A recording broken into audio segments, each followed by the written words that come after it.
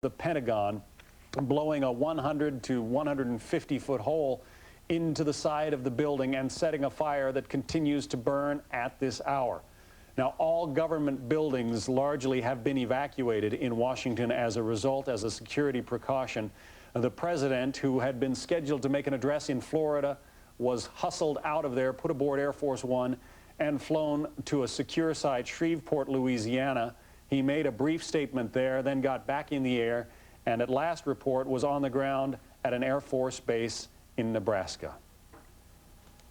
We are looking now live at these pictures from southern Manhattan, where you should be on a normal day. You would be seeing the World Trade Center standing tall and proud above all of those buildings gathered there at the tip of Manhattan. Instead, all you see is that ugly brown cloud of soot, smoke, and dust that is still emanating from the rubble left behind after this horrific day in America. In certain major cities, New York and Washington, D.C. in particular, you may see fighter jets patrolling the skies.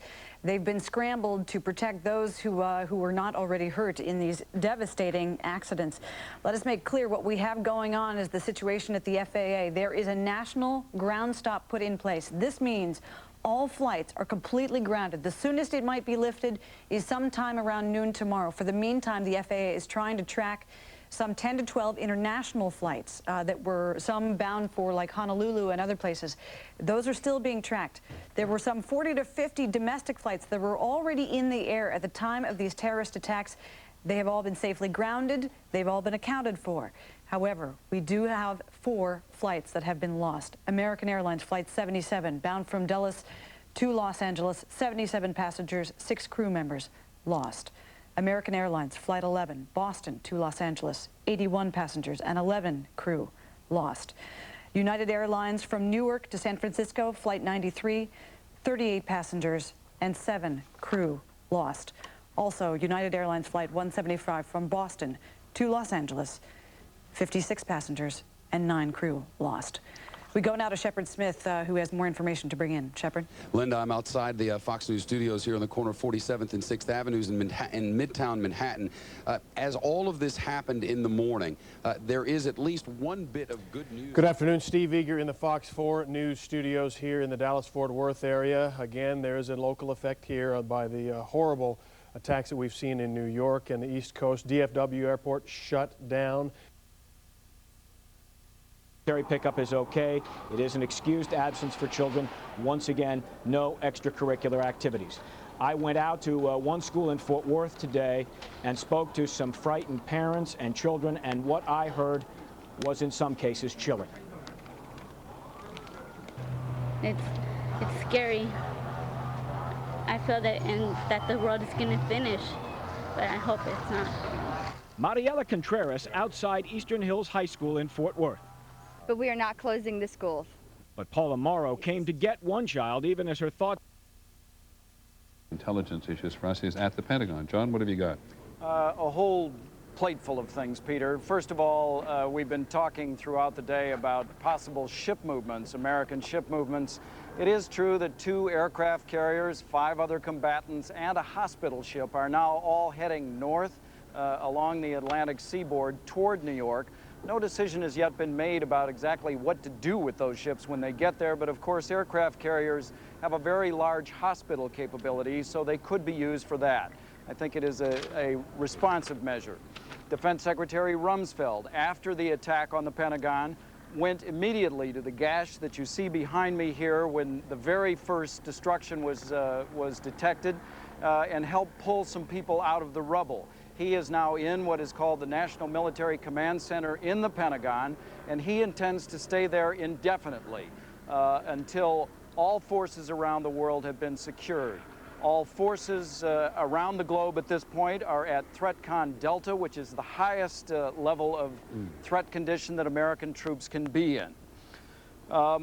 One of the difficulties with the fire and the rescue effort here in the Pentagon, Peter, is we have seen continuous outbreaks of fires within the different levels of the Pentagon, and it has been extremely difficult for search and rescue people to get inside the Pentagon. It was 5 hours before the first people were able to get into some of the rubble to try to begin to pull out people who may have been trapped. The fire in the Pentagon was described as an inferno by those people who were in some of the worst areas. The evacuation in parts of the Pentagon was very orderly. Some of it was complete chaos, as you might expect.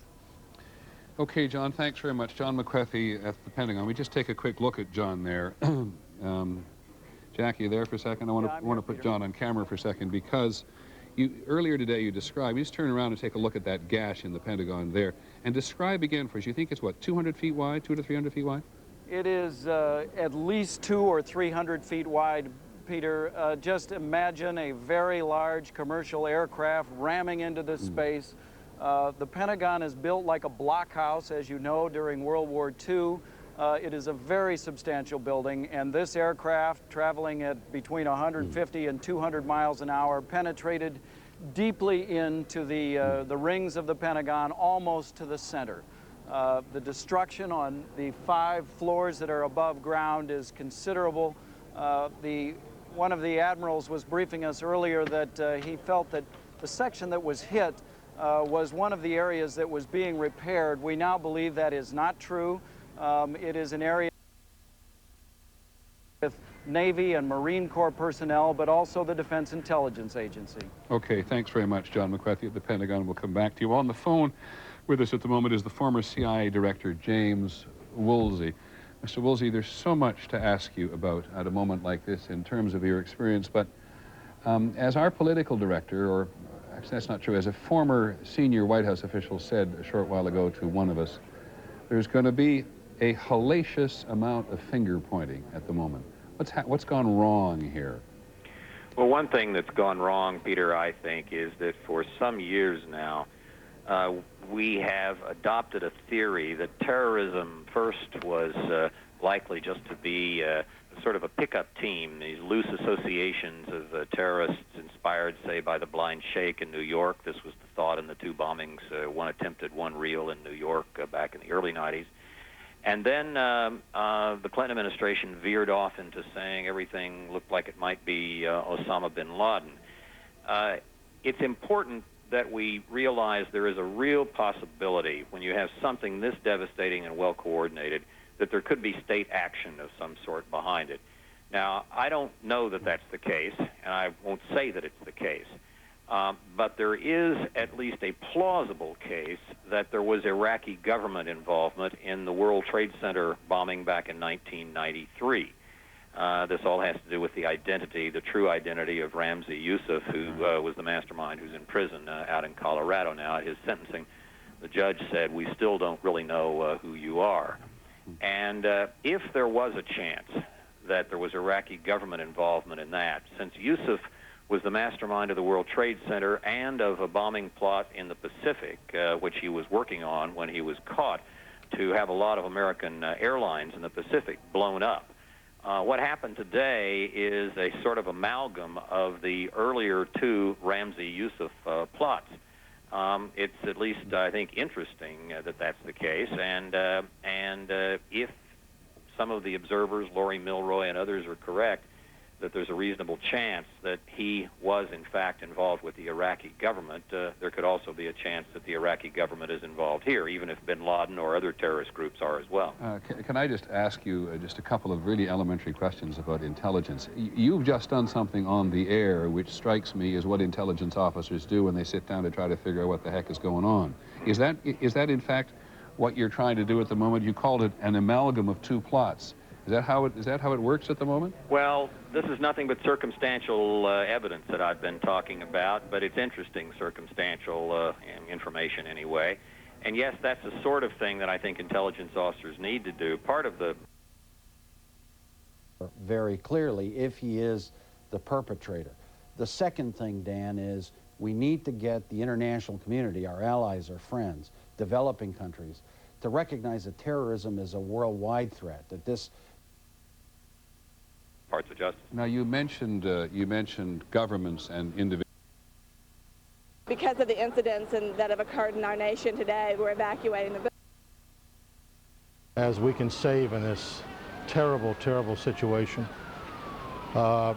Second thought is that, you know, since '93 with the bombing of the World Trade Center the first time,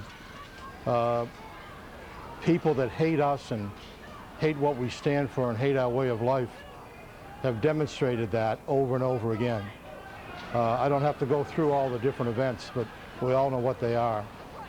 And today they've brought that terrible hatred to the United States of America, and we as a country, as a nation, need to stand together. I agree totally with Judge Schultz, who I admire tremendously, that we need to go find out who these people are, and with respect to collateral damage, we need to not let this happen again. And I think this puts about 5 exclamation points on why we in this country need a sophisticated, dedicated, high morale team of intelligence agencies and law enforcement that work together. Not that if it was any better than it was the last 5 years, I'm not saying it wasn't good, but it needs to be the best and continue to be the best. But you're suggesting it has not been good enough. Well, in a free society, you know, it's virtually impossible to know everything about every bunch of cowards and crazy people that populate the world, unfortunately. But we need to get as close to that as possible without changing our way of life. And I think that exclamation point just hits home today, and we need to stop this. We need not to change our way of life. We need to find out who did this, and I'll tell you right now, that's a short list of people. And our government knows pretty much what that short list is. They're putting the final touches, I'm sure, and will over the course of the next few hours, next few days, and we need to do something about it. Sir, thank you for your time today. Appreciate joining. We have shown you a number of times the video of this second plane that at 9:08 hit the Trade Center. We have, I believe, some still pictures of that plane as it moved. I'm seeing them for the first time with you, so bear with us. You can see that in the first shot, the plane approaching the Trade Center. And here in the second frame, you can see in the front, I believe what we saw there was the plumes of smoke and fire from the hit on the first building. The plane now visibly closer to the Trade Center building.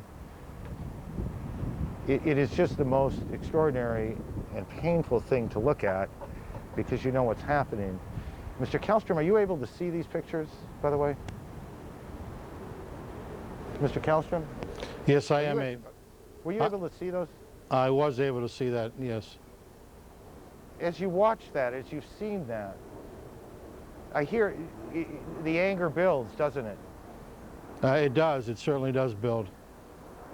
I mean, it's unbelievable. It's unbelievable. I mean, we're trained in many ways, both of us, by profession, not to use words like unbelievable, and then you confront moments like this where, in fact, unbelievable is about the only word that seems to apply. Yeah, I just can't, having lived through the tragedy of TWA Flight 800, which, as sad as that was, I mean, this is geometrically worse. And just thinking about the personal terror of all the people involved in this, the people on those planes.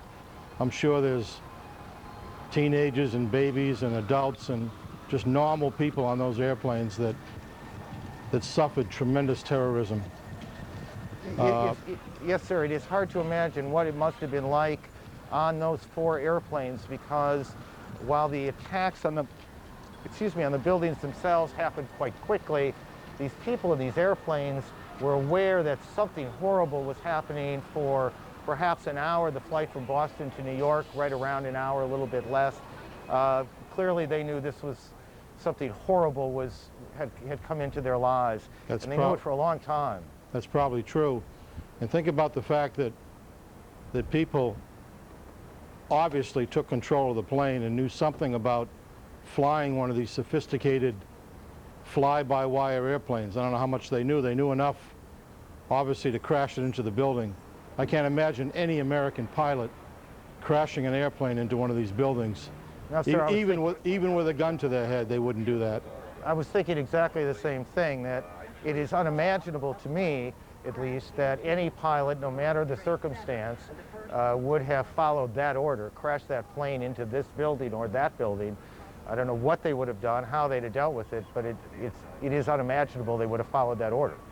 So you've got people that not only are willing to give up their lives for just a horrendously, in my view, stupid, cowardly act, but are sophisticated enough to fly a modern jet plane.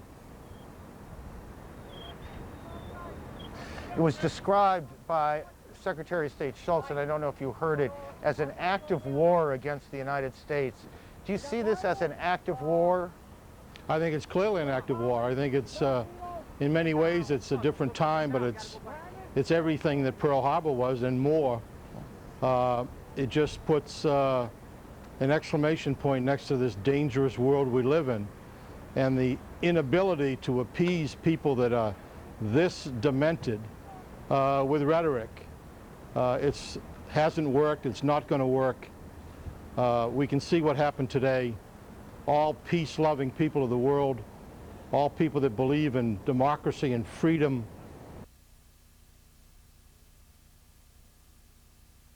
be determined, but that is certainly a possibility. Somebody called from a cell phone who said he was a passenger on board that plane. He had locked himself in the restroom. He said it was not a hoax. They were being hijacked.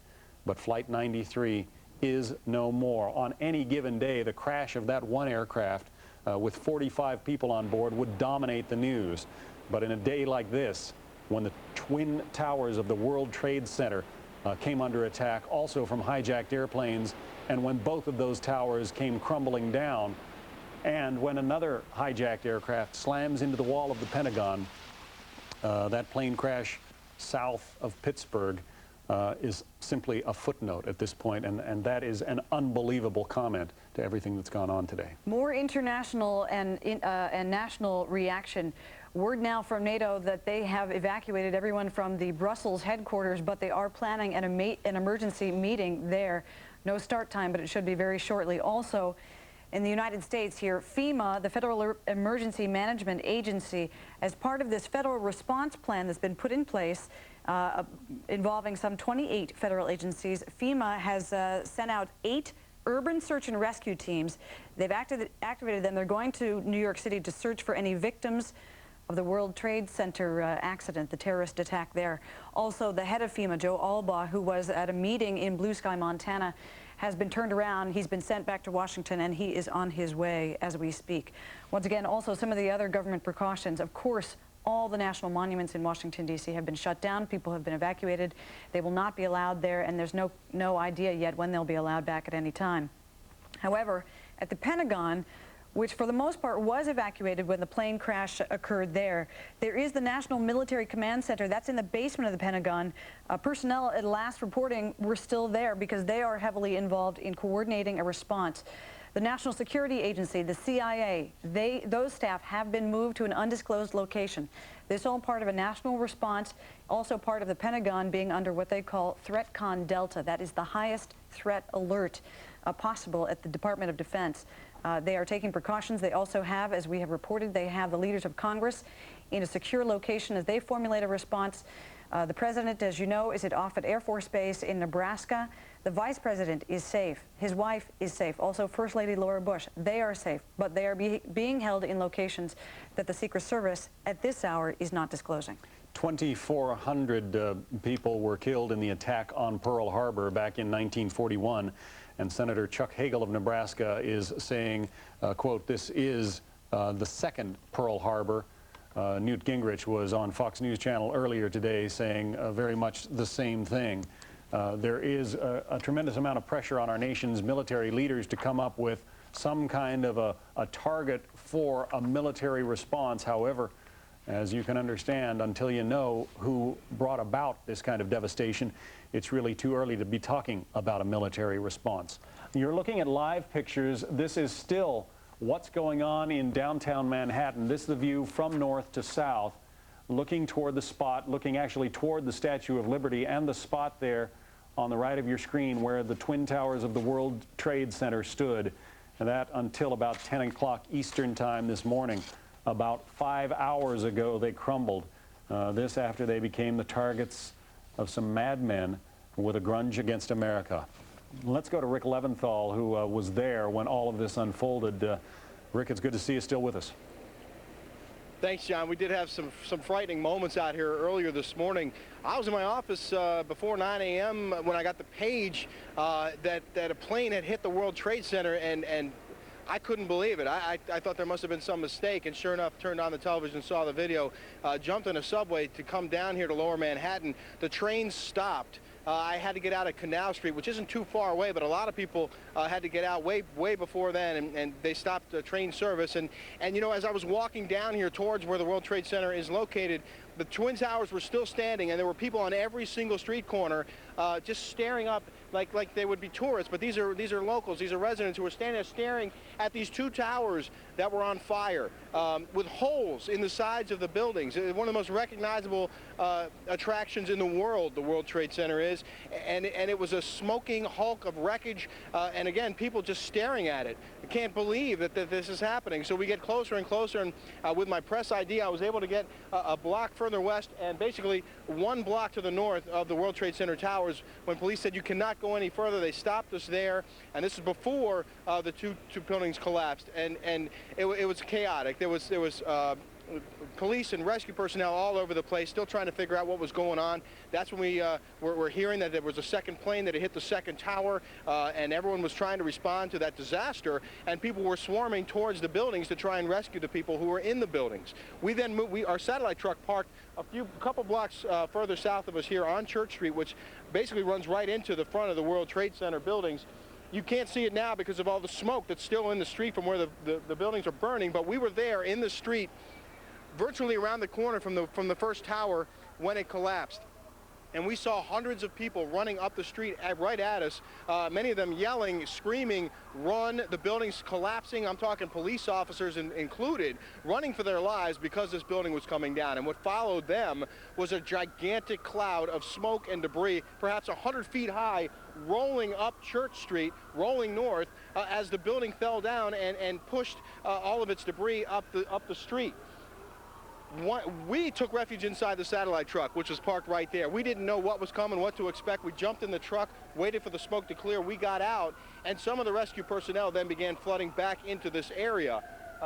Shortly after that, we heard that the second tower was coming down, and it was very, very disturbing, to say the least, to hear that this second tower was going to collapse right next to us. And again, a similar scene played out where police officers and paramedics and emergency personnel and just women and children in the street who happened to be down here came running this way. We too dropped our camera and ran north to get out of the way of the clouds of smoke and debris, which were actually rolling up the side streets as well, being pushed north and then up the side streets. So each block that we passed, we saw yet more debris coming our way. A chaotic scene, to say the least. Since then, things have calmed down quite a bit.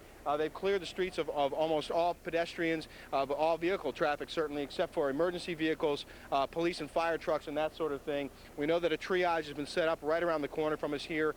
There was an ambulance staging area right next to us earlier today. Those ambulances were able to move down closer to the building. But we don't know if rescue personnel have been able to get into the rubble of the World Trade Center buildings themselves. I spoke with one friend of mine who was right by the buildings, who got close and saw blown out cars and rubble everywhere. Another guy who told me he tried to pull people out, or tried to at least assist in looking for people who might be trapped, said that one of the two towers, there's still some 20 stories standing. The other he described as a hole in the ground. Right now, again, things quite a bit calmer, very quiet, very serene out here almost, as people just basically wait to see what the next step will be. Again, the mayor's saying that rescue and recovery is the primary goal here at this point, but certainly a very frightening moment. And we'll push in now. Maybe we can see there's a giant chunk of one of the two towers in the middle of Church Street, in front of the building, or where the building used to be. I don't know if you can see it through the smoke and the haze, but there is a large piece of the building in the middle of the street. Obviously, it's all been closed off, and again, the fire and rescue personnel on scene trying to get close to the building. But many of these firefighters believe they have lost coworkers in that debris, because after the initial strike, the 2 planes hitting the towers, all these emergency personnel responding to the scene were in the buildings and trying to clear people out of the area. And at that point, soon after that, is when the first tower collapsed. So there's a great fear that there may have been many emergency workers trapped at the base of that building when it did collapse. And possibly the most disturbing aspect of all of this is videotape that I don't think we can show you, but it's videotape of people who were on the very high floors of the World Trade Center. Okay, apparently we can show it because we've seen it, but it's the most disturbing videotape I've certainly ever seen of people who were completely without any hope, trapped in the building with flames behind them and above them and below them, leaping from high floors to their deaths below. No word from here on the numbers of deaths or injured, but certainly we've been hearing as many as 10,000 people, and it'll be a while before they can get to many of them. Back to you in the studio. Correspondent Rick Leventhal. Rick, thank you for the update. We have more information coming in as to the U.S. military response to this. Not only have some fairly innocuous places like any of the major national monuments been closed down, and even theme parks like the Disney World, Disneyland, they've been closed down too. But they also have closed the border between the United States and Canada, the border between the United States and Mexico.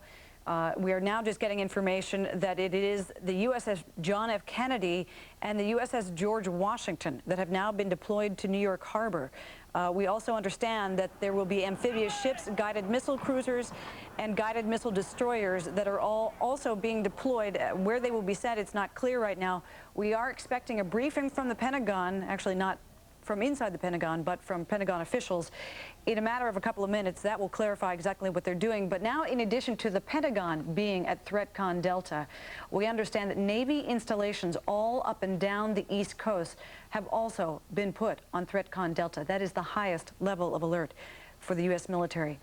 With the aircraft carriers coming into New York to help with some of the hospital response, we take it now to correspondent Molly Falconer, who is at one of the hospitals in New York City that is completely overwhelmed. Molly?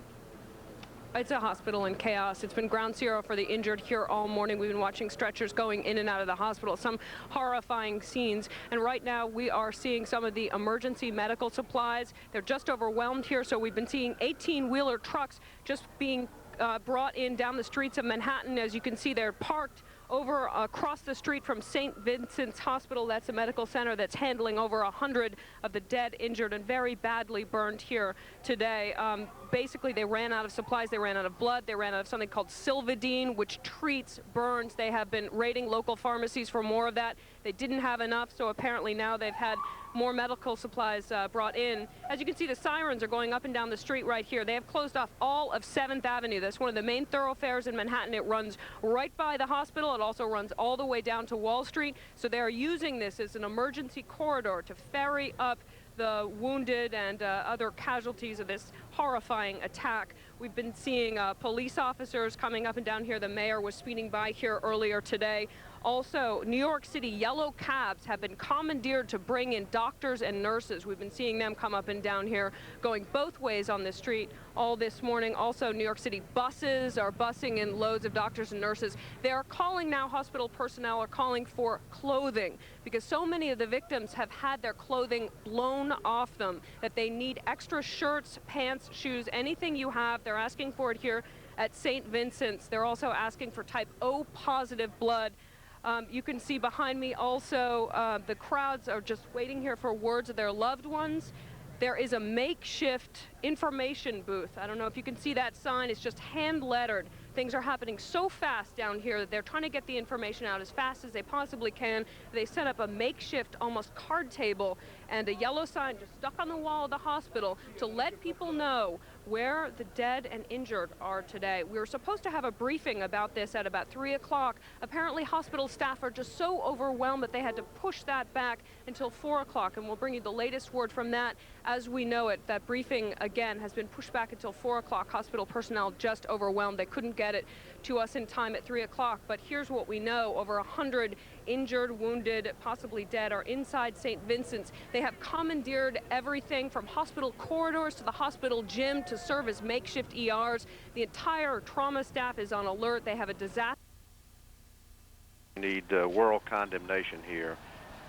Certainly when we find out who did it, We need to retaliate, and we need to demand that the world stand solid with us in condemning any country that houses or supports terrorism.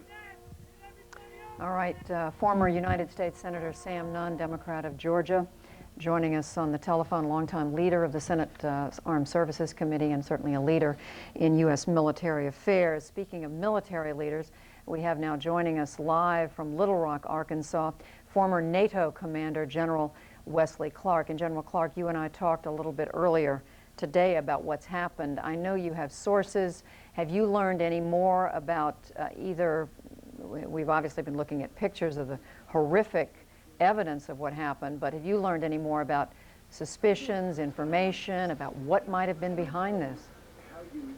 Well, actually, I know that there will be a great deal of effort underway to find out who could have contributed to this, and there are various groups who could have been part of it.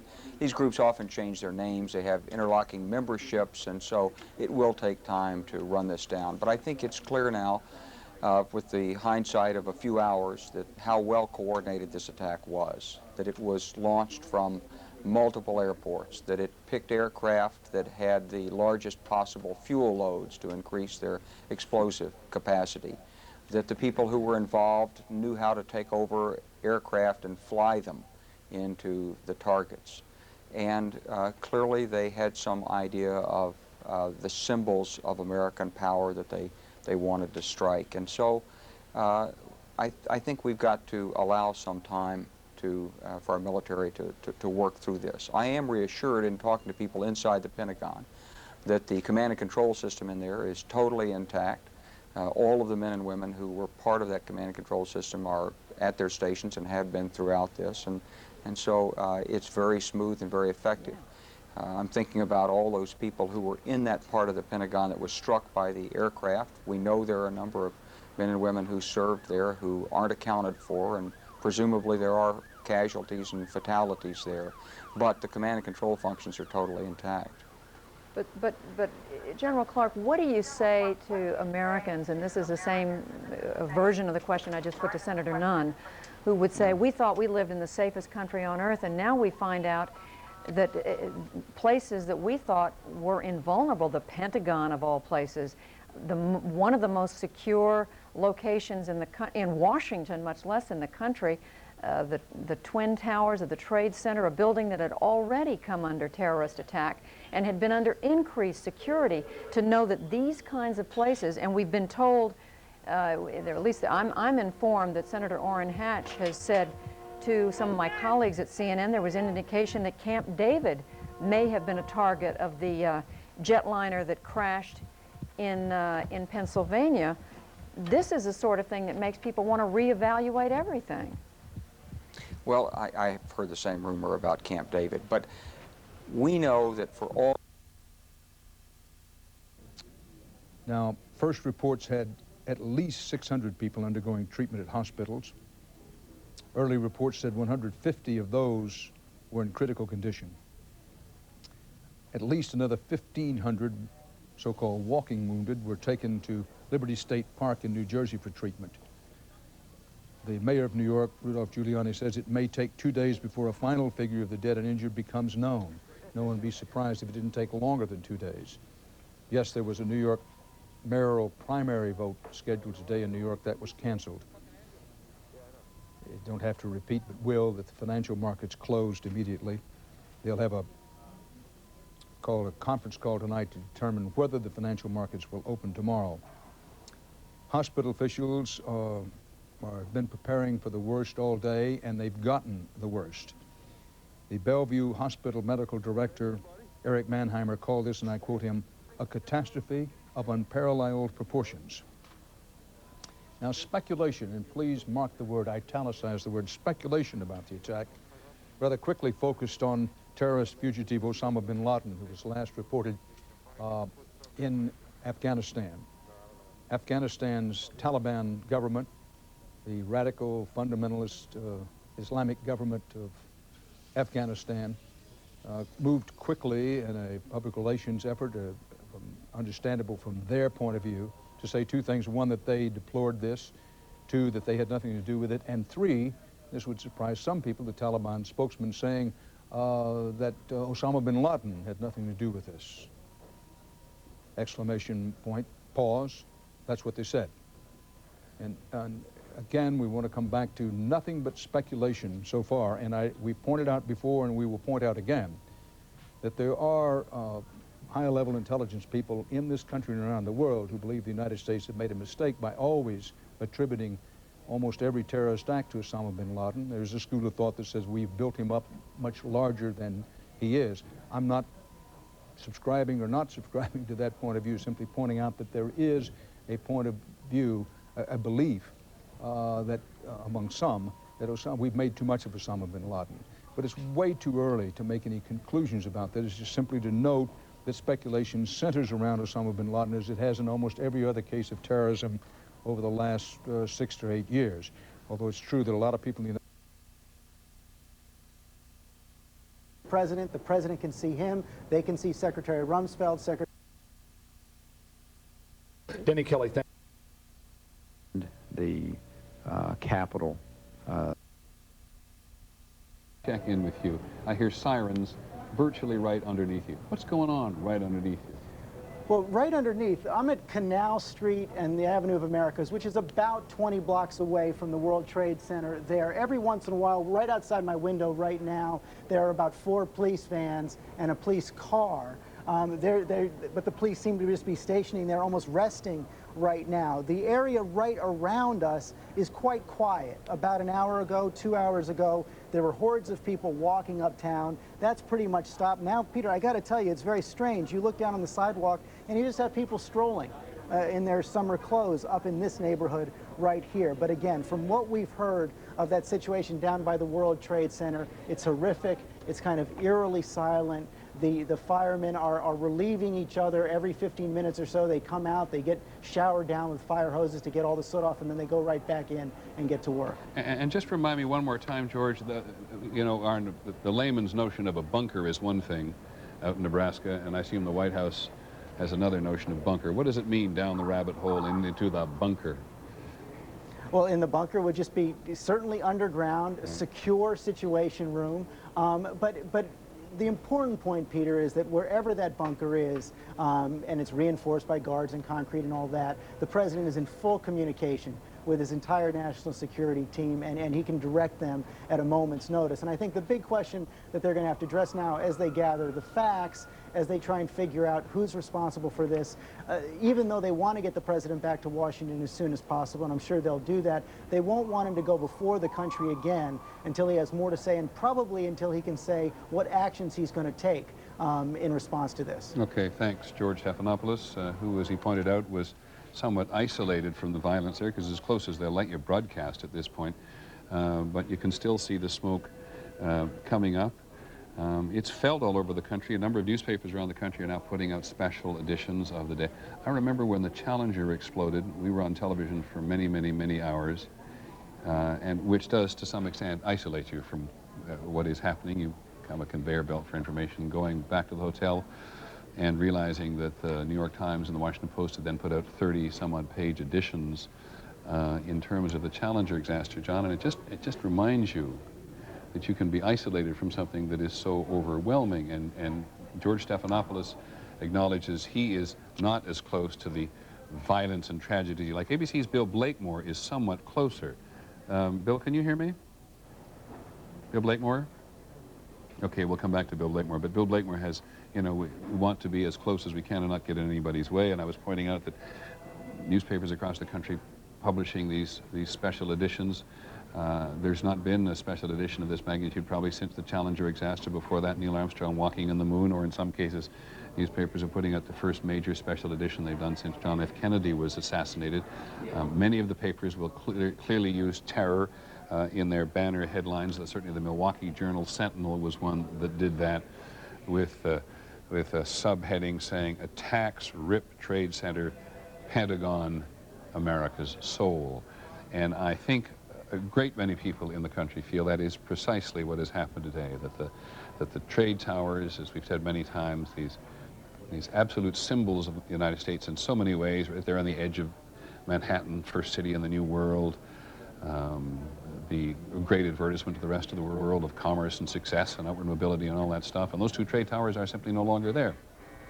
And then the attack on the Pentagon at the very heart of the establishment, the military government establishment today, and the deep psychological damage that this, or wound, if not long-term damage, this is going to do to the country. And then we learned just a short while ago that United Airlines jet that was carrying 45 people, which crashed near Johnstown in Pennsylvania today, was, at least according to one congressman, James Moran, Democrat from Virginia, who had had a Marine Corps briefing in Washington. He believes that that aircraft was originally intending by its hijackers to go to Camp David, the presidential retreat in the mountains of Maryland, and the crash site actually turns out to be about 85 miles northwest of Camp David. So no one should be surprised, perhaps no one is, at the ripple effect at every level of government, not to mention in everybody's soul today, from this initial attack on the trade towers. One of our